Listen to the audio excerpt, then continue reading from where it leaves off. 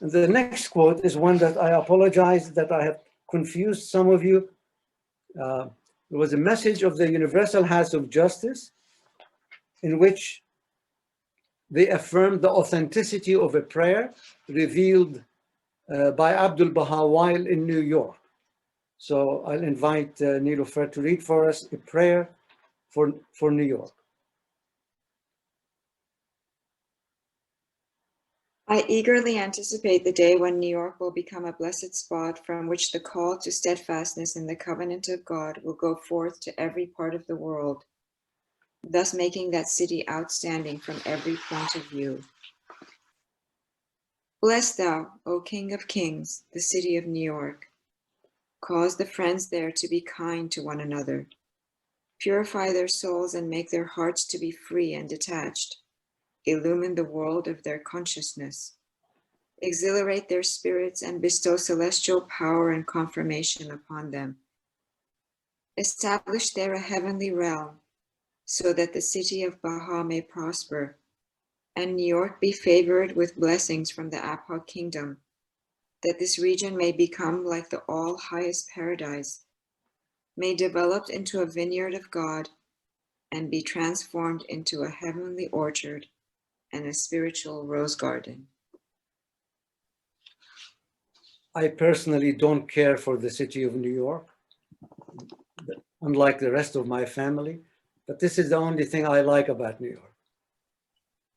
Friends, we should remind ourselves that Abdul Baha, in old age, in ill health, with so many preoccupations from all over the world on his old shoulders, nevertheless undertook this momentous, taxing, demanding trip to America. And it had to be so. I like to think that Abdul Baha actually being in America, just in itself, gives such potency and, you might say, holiness to the undertakings and the activities of the people. The Guardian considered the visit of Abdul Baha to America as one of the 3 most outstanding tasks accomplished by Abdul Baha, his visit to America.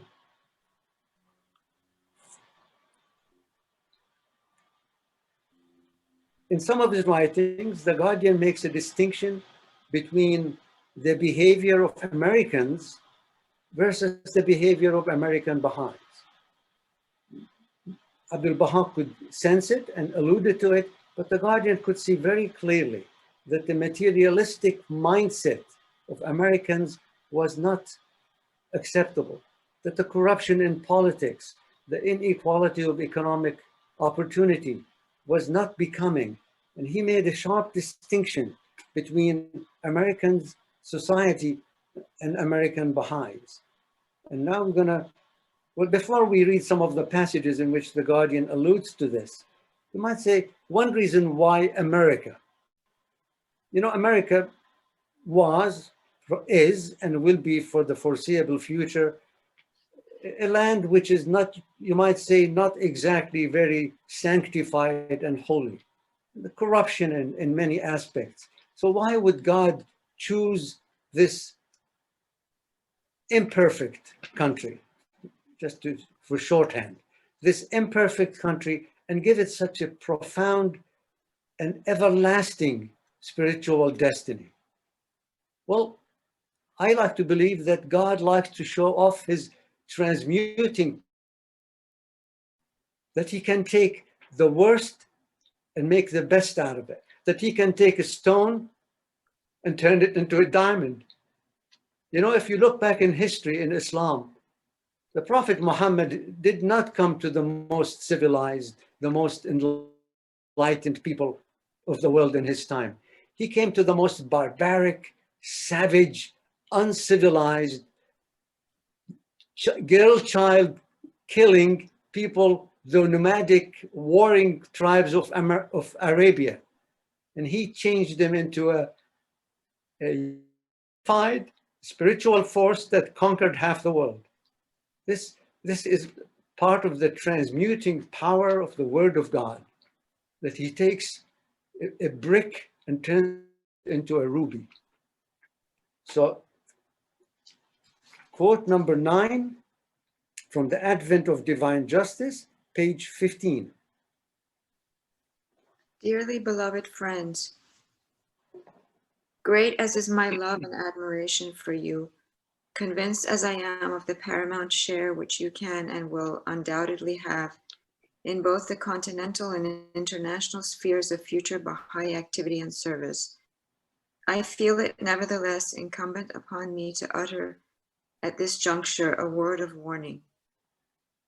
The glowing tribute so repeatedly and deservedly paid to the capacity, the spirit, the conduct, and the high rank of the American believers, both individually and as an organic community, under no circumstances be confounded with the characteristics and nature of the people from which God has raised them up.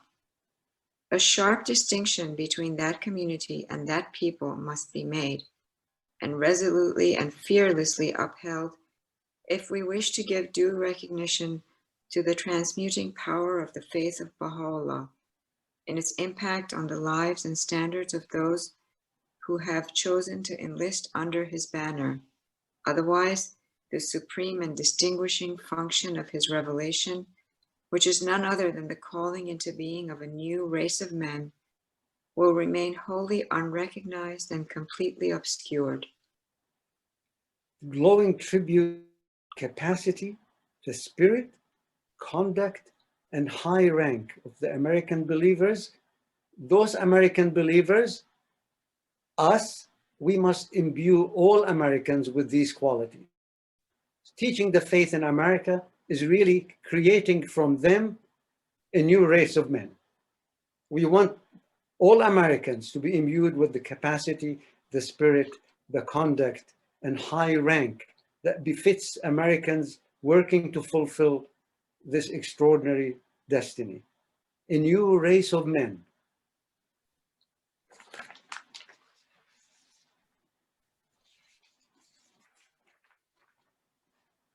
Carolyn maybe has to play some music to wake people up from my monotonous voice, but I'll try to speak with more spirit.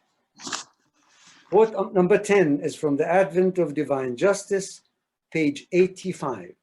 This is somewhat long, so those of you who like punchy one-liners, it's actually 15 punchy one-liners.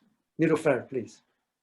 The creative energies mysteriously generated by the first stirrings of the embryonic order of Baha'u'llah have, as soon as released within a nation, become its cradle and champion. That nation with the worthiness and invested it with the powers and capacities and equipped it spiritually to play the part for these prophetic words, which this God-given mission has infused into are on the one hand manifested through the conscious effort nationwide accomplished in both the teaching and administrative spheres of Baha'i activity of the organized community of the followers of Baha'u'llah in the North American continent. These same potencies, apart from, yet collateral with these efforts and accomplishments, are on the other hand shaping, under the impact of the world political and economic forces, the destiny of that nation, and are influencing the lives and actions of both its government and its people, to the efforts and accomplishments of those who, aware of the revelation, are now laboring in that continent, to their present and future course of activity, I have in the foregoing pages sufficiently referred. Okay, I will interrupt Niloufar. My dear friend is used to my interruptions because she is my chosen reader for most of the presentations that I take part in. Insensibly shaping the destiny of the nation and influencing the lives and actions of government and people. These are long-term processes. We sometimes, as Americans, fall victims to this short-term vision that is a hallmark of American industry, economy, and government. Yet long-term, looking in the long-term, and nobody knows. Certainly I don't know how many years it will be maybe not in my lifetime, that we will actually see that the direction of is predominantly in sin ordained for. Alas, I see misdirection and misguidance. Nevertheless, I remind myself that's what immutable means, Sam. Immutable. So here, the Guardian is going to share a word of warning, which Niloufar will share with us now. A word, if the destiny of the American people in its entirety is to be correctly apprehended, should now be said regarding the orientation of that nation as a whole and the trend of the affairs of its people. For no matter how ignorant of the source from which those directing energies proceed, and however slow and laborious the process, it is becoming increasingly that the nation as a whole, whether through the agency of its government or otherwise, is gravitating under the influence of forces that it can neither comprehend nor control towards such associations and policies wherein, as indicated by Abdu'l-Baha, her true destiny must lie. Both the community of the American believers who are aware of that source and the great mass of their countrymen who have not as yet recognized the hand that directs their destiny are contributing each in its own way to the realization of the hopes and the fulfillment of the promises voiced in the above quoted words of Abdu'l-Baha.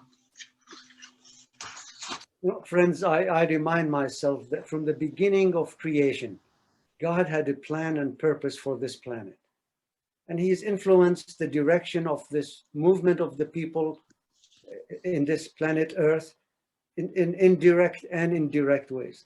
The direct ways that he does it is the plan of God, through successions of prophets that have come to humanity and have guided us along the path foreordained by God for the spiritual, social, material evolution of humanity on the face of this earth. But indirectly, through successive guidance that the Baha'is receive from the Supreme Body, we're all laboring to carry out this plan of God. The Guardian is making a point that other than the work of the Baha'is, because we know why we're doing it, the people and the government of America insensibly, unknowingly, are eventually going to be moving to do certain things to fulfill their destiny foreordained for them.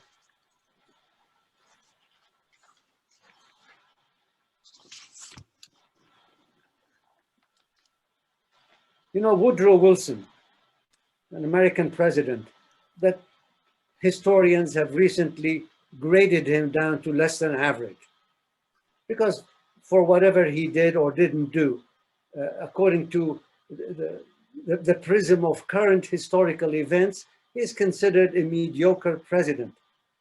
But the Guardian of the Faith, seeing things from a bigger perspective, he sees this completely differently. And we will hear some of the words that the Guardian describes Woodrow Wilson.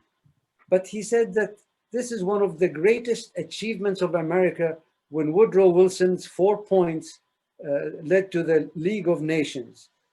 And actually said that process, the League of Nations, which we know evolved into today's United Nations, the Guardian said that's an act which signalized the dawn of the most great peace, not the lesser peace.